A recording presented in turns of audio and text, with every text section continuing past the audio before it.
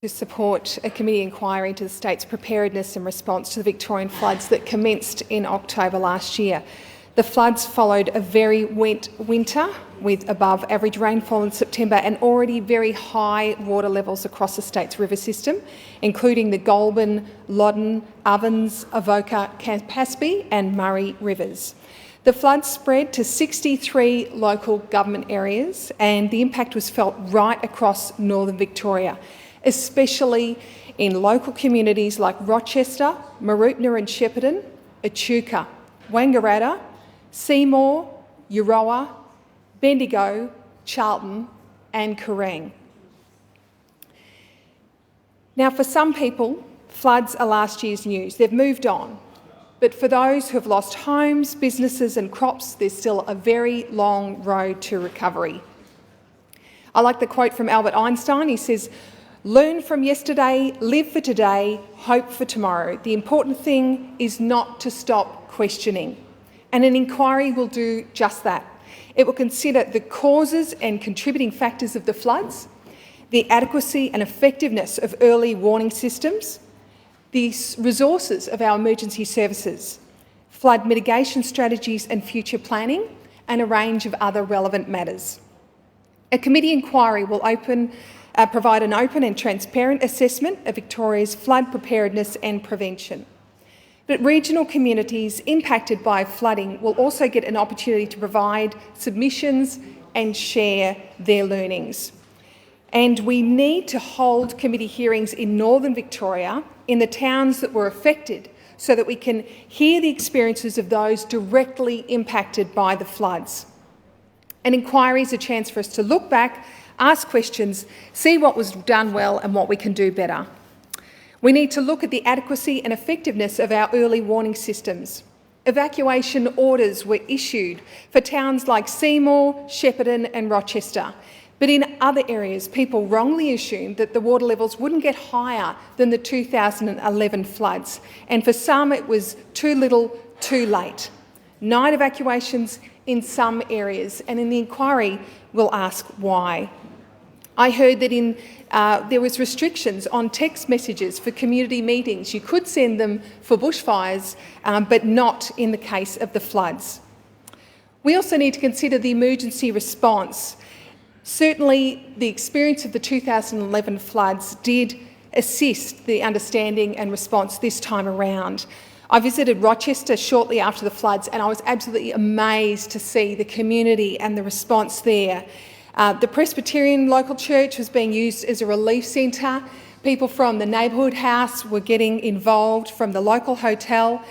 There was barbecues, food share there, and a link to register names of volunteers to get people who were coming from further afield to assist.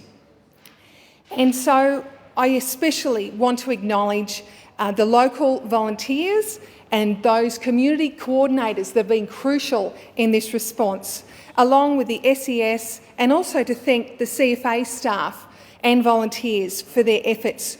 Talking to people in towns across the state, it's evident that the CFA are held in very high regard. I know in Kerrang, the CFA coordinated community sandbagging efforts and they managed to fill 8,000 sandbags in just under 4 hours. And in towns like Rochester, 43 out of 48 of the brigade members had their own homes flooded, which is terrible given that they weren't even able to protect their own homes in some circumstances because they were out helping the community. Emergency housing is also a matter that I have no doubt will be raised during this inquiry. I remember speaking with a couple from Kerrang whose farm was flooded and they were offered emergency accommodation at the Mickleham facility, which is 3 hours away. Also, people from Rochester, they went to the Bendigo Showgrounds. That was an excellent relief centre there. There were many groups like the SES and Red Cross, police and army assisting on the ground and helping with tents, food and supplies. But it is a challenge in a flood situation because people want to be close to their homes and their local community to assist with that clean-up and recovery effort. We need to look at the mitigation measures. We should consider the benefits of ring levy programs for regional houses outside of country towns to help protect those areas.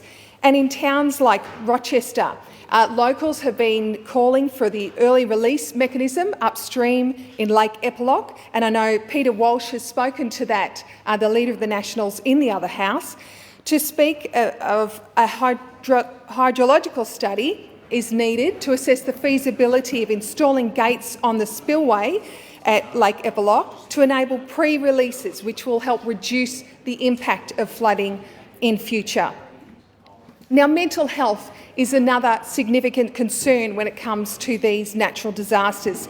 The last few years, I've worked in disaster recovery programs and I've assisted people impacted by drought, the Victorian bushfires, and also COVID. And now the floods, and I can say floods are certainly one of the most challenging areas. And when you think in the context, farmers right across this region had an excellent season. They were looking forward to a phenomenal season, and then the floods came, which is devastating.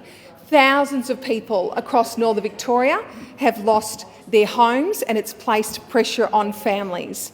And now with the wet, it's just continued to cause delays with the harvest as people can't get their machinery on the land. We know the road networks were significant. They've shut down for some periods of time.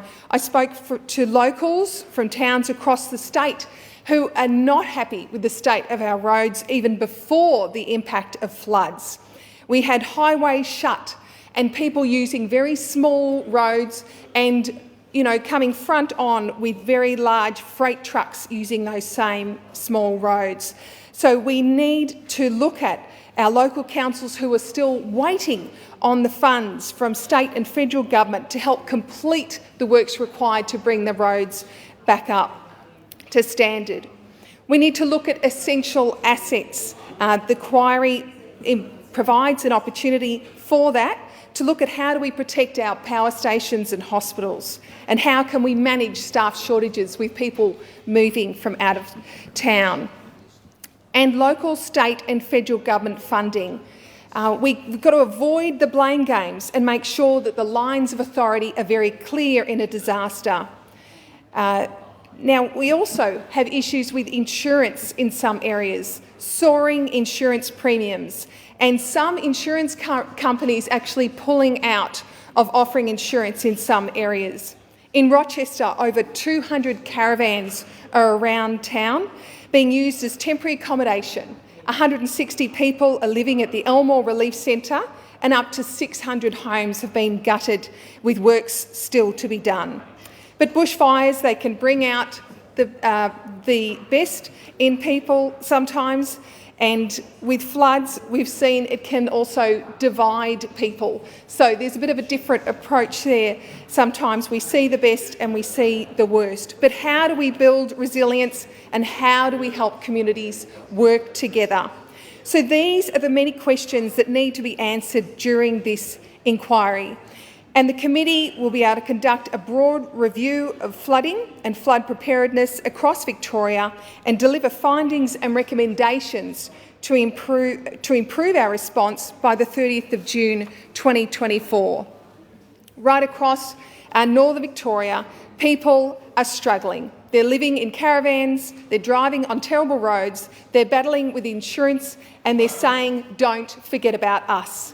So on behalf of those impacted right across northern Victoria, I ask you to support this motion today.